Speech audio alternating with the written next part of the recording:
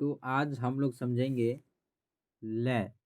लय किसे कहते हैं, लय क्या होता है, इसके बारे में समझेंगे। लय जो होता क्या है, तो लय शब्द की उत्पत्ति ली धातु से हुई है, जिसका अर्थ है एक हो जाना। लय शब्द का अर्थ होता है एक हो जाना। जिस गति से मात्राएं चल रही हो उस गति का नाम लय है। लय से वादन में एक क्रम आ जाता है जिसका मन पर विचित्र प्रभाव पड़ता है और आनंद की अनुभूति होती है। उसे हम लय कहते हैं। लय की ये परिभाषाएं हैं, यानी लय इसे कहा जाता है जो कोई भी राग कोई भी गाना गाता और उसमें जो लय की मात्रा होती है तो हम लय कहते हैं।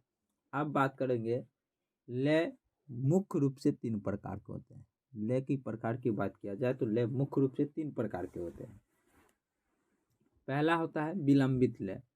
विलंबित लय जब मात्राएं की चाल बहुत धीमी होती है, जब मात्राएं की चाल बहुत धीमी होती है और एक मात्रा के बाद दूसरी मात्रा कुछ देरी से आती है तो उसे हम विलंबित लय कहते हैं। आगे का है एक दूसरा नंबर में आता है मध्य लय।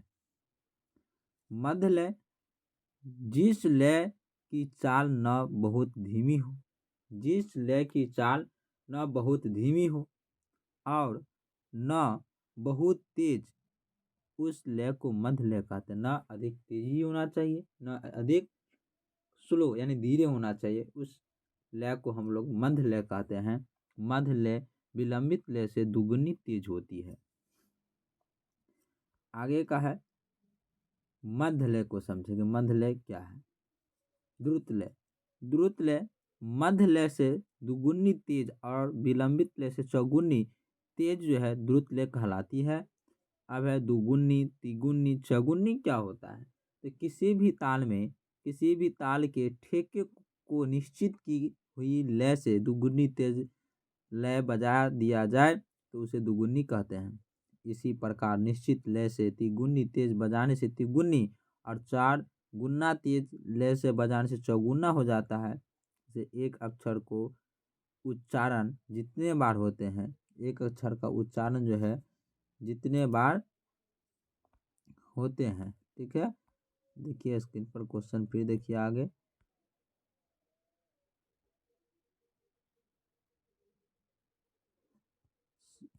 समझने का प्रयास करेंगे। उच्चारण जितने बार समय में होता है उतने ही समय में दो अक्षर का उच्चारण लिखना या बजाना दोगुना करना, तीन अक्षरों का उच्चारण लिखना या बजाना तिगुना, चार अक्षरों का उच्चारण लिखना या बजाना चौगुना कहलाता है। यहाँ तक समझ में आ गया। आगे का जो क्वेश्चन है उस क्वेश्चन को समझने का प्रयास करेंगे कि श्रुति शब्द का अर्थ क्या होता है। श्रुति क्या किसे कहते हैं? श्रुति क्या होता है? श्रुति कहते किसे हैं? तो श्रुति यानी श्रुति इसका शाब्दिक अर्थ जो होता है जो कुछ सुना जाए, यानी सुनने वाले को हम लोग क्या कहते हैं? श्रुति कहते हैं। श्रूयते इति श्रुति, यानी संगीत में इसका मतलब उस ध्वनि से है जिसे हम सुनकर समझ सके। इसीलिए इसे शास्त्रकारों ने एक सप्तक में 22 श्रुतियां मानी हैं। इन 22 श्रुतियों को भली प्रकार समझ लेना और प्रयोग कर लेना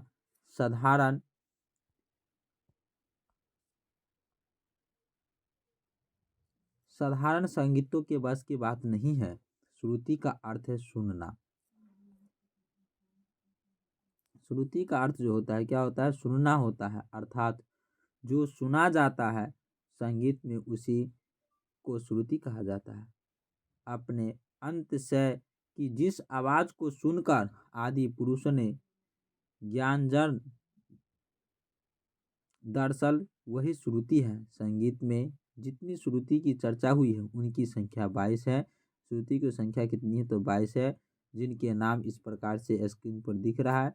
आप लोग जरा उनका नाम भी देख लेंगे। तो 22 कौन कौन से 22 है?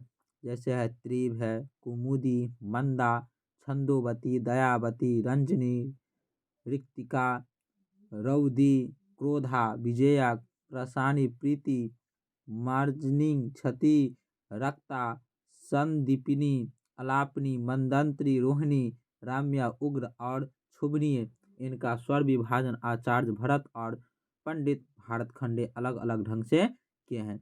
आज तक इसी वीडियो में समाप्त करते हैं। यदि आप लोगों को अच्छा लग रहा है और इसी प्रकार से आप लोग पढ़ना चाहते हैं, आगे की वीडियो देखना चाहते हैं, तो कमेंट कीजिए ताकि हम ज़्यादा से ज़्यादा आप लोगों के लिए वीडियो बना सकें।